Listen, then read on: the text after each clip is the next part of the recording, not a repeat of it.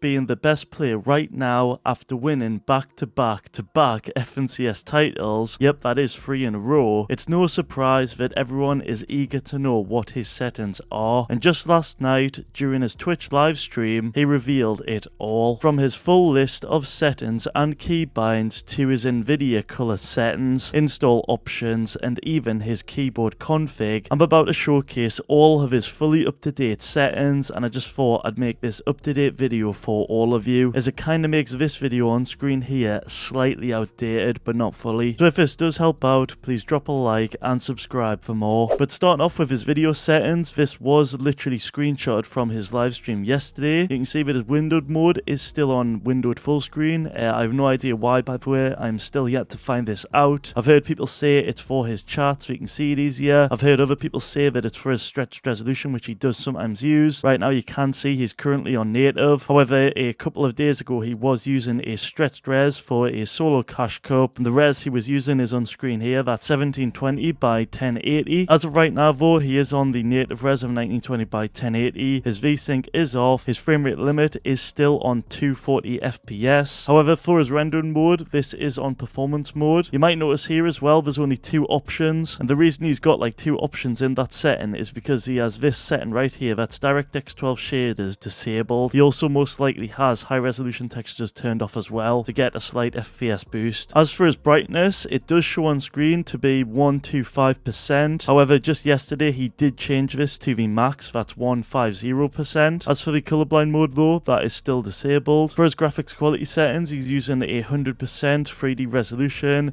His view distance is now on near, his textures are on low, and his meshes are on low too. For his audio settings, he's got his sound quality on high. This does sound the best in my opinion. He's also got the 3D headphones off, and he's got this amazing setting right here turned on, that's visualize sound effects. For his game settings, under his movement, he's got toggle sprint on, auto open doors on. He's got his movement to be on hold jump and press jump. Hold to swap pickup is off, toggle targeting is off, auto pickup weapons is on. As for his building game settings, he's got the reset building choice off, he's got disable pre-edits on, he's got turbo building on obviously, and for auto confirm edits, this is on edit. So he does use it, he just has it on the edit section, which is the second one along. For his HUD settings, or reticle settings rather, he's obviously got the reticle on, reticle ammo indicator is turned on. If you don't know what that is, it's the little indicator on the right of your crosshair. He's also got the damage numbers on cumulative. This automatically adds up all the damage you do deal. Reticle damage feedback is on hit only, so he only gets that sort of hit marker. His damage numbers scale is on the max one. I recommend this by the way, as it's easier to see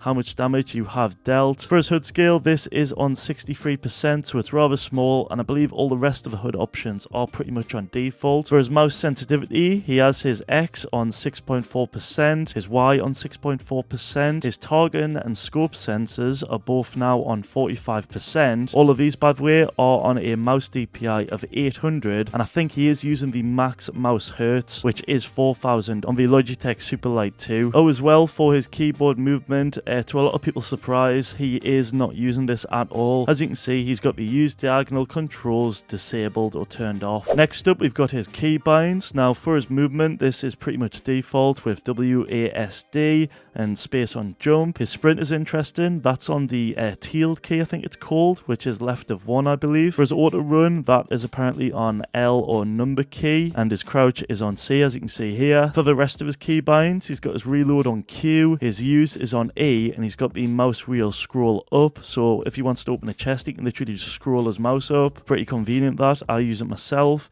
For his pickaxe, that's on mouse button 4. For his weapon slot 1, that goes from 1 all the way down to 5, I believe. I'll add an extra bit on as it doesn't show on this. As for his building keybinds, these are very interesting, and it's even more interesting if you see him actually playing with them, like at LAN, and where he sort of like presses his fingers. It's just insane. But for his wall, that's on T, his floor is on Y, his stairs is on F, his roof is on V, and his trap is on R. He's also got the repair/upgrade on H, rotate building on J, and then for his edit bind, he's got that on G, and he's got the mouse wheel reset on scroll down with push to talk on X2. As for the miscellaneous controls, I thought I'd add this as it's quite interesting. You can see here he's using the cursor mode, which is basically the inventory. So instead of actually like toggling your inventory, you can literally just hold down Alt and that'll open up his inventory until he lets go of it. And you can see he's got his map on M. But that's pretty much all of his settings and keybinds. I thought I'd also mention this little cursor right here. As you can see, it's a cross. And if you do want something like this for yourself, you can check out my tutorial I made,